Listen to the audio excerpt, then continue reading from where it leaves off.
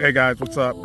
If you have seen social media and the internet, it is buzzing around this Harrison Walls capital gains and unrealized gains tax. So I decided as an investor, I wanted to put my 2 cents in. And the first portion of my 2 cents is that I believe that the bill won't pass is because I believe that it's election year, political rhetoric, and it's just something that they say that's talking to their specific target demographic on whom they are trying to get votes from.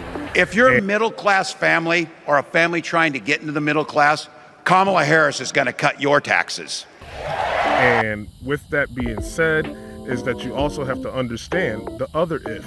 Before you get emotionally charged about this and you get outraged and you think people are not smart or intelligent or some people are praising billionaires. Harrison Walls have to win the election first in order to propose the bill to begin with, right?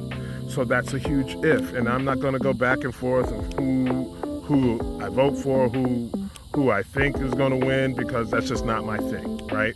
But what I want you to realize is that first they have to win to pass the bill. Then after they pass the bill, it has to go through Congress. And now if it has to go through Congress, I want you to look at the members of Congress and look at their net worth and see how much does their net worth align with what that bill is actually targeting. Because you also have to think about how much does the government actually serve its citizens, or do they just talk and not deliver a lot on a lot of people. But anyhow, I want you to look at that, and I really truly believe that even if they win and even if it's passed, I want you to consider that if it's passed and you get what you want, right? Now, this is the part where I talk about the high net worth individuals, the $100 million, right? Now, the reason why this is important when you're like, it's only gonna affect people who are $100 million net worth. I want you to consider something that everyday people buy from high net worth individuals, which is real estate. And I don't know how many of you guys know how the real estate game works and whatnot, but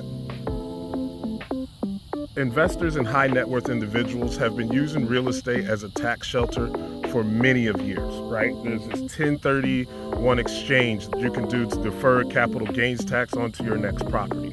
So this leads into the first part that I want to talk about is how is it, what do you think high net worth individuals are going to do, right?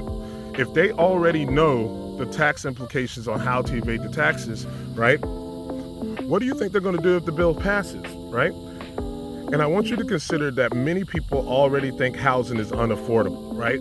So the people who have the liquidity and the capital and the strategies in order to invest in real estate, which is one of the greatest assets there is, what do you think they're going to do to protect their net worth? They're going to take it to the one thing, right, that they know that they can protect their net worth from. And so now, I want you to consider this, right? So now I'm $100 million net worth, and I know that I need to get my money, my cash, into real estate now because I'm going to be taxed on real estate and when I do it. So if I'm going to be taxed on something and lose the value that I believe my home is, right? What do you think I would do to the price of my home when I go to sell it? I would increase the price to offset the 44% hit that I'm going to take on the house. So therefore, the people who have the most real estate will affect the market. And that's when you go to purchase a home. Now, I want you to look at the unrealized gains part side of it. And this is just a thought. You guys can let me know what you think in the comments and whatnot. But also what I really want you to consider, I want you to consider what type of real estate do individuals who have $100 million net worth buy? Multifamily, apartment complexes, right? Many people are not homeowners, right? Many people are renting now as we speak, right? So if you put unrealized gains on the income that individuals get from real estate, what do you think is going to happen to rent it's going to go up. Now, then again, I say all this before the bill is actually proposed that you can see. Like, if there's anybody who has any access to the actual bill that they can see, posted it, a link to it in the comments or whatnot, and I'll look it over, right? And I'm open to conversation and discussion about this. And this is what, because I want you guys to realize that if I'm someone in real estate, so now how does that affect the common person, right? It'll raise the cost of properties, right? Then the property tax will increase because of that, right? In your area, right? Whether it's luxury or whatever it is, you have to look at large cities, right? Then you got to look at places where developers actually have tons of real estate. And then all of these corporations come in. You already know they're buying up all the single family residences and they already stopped it. But still, they're going to be clever. High net worth individuals know how to play the game. Everyday people do not understand it.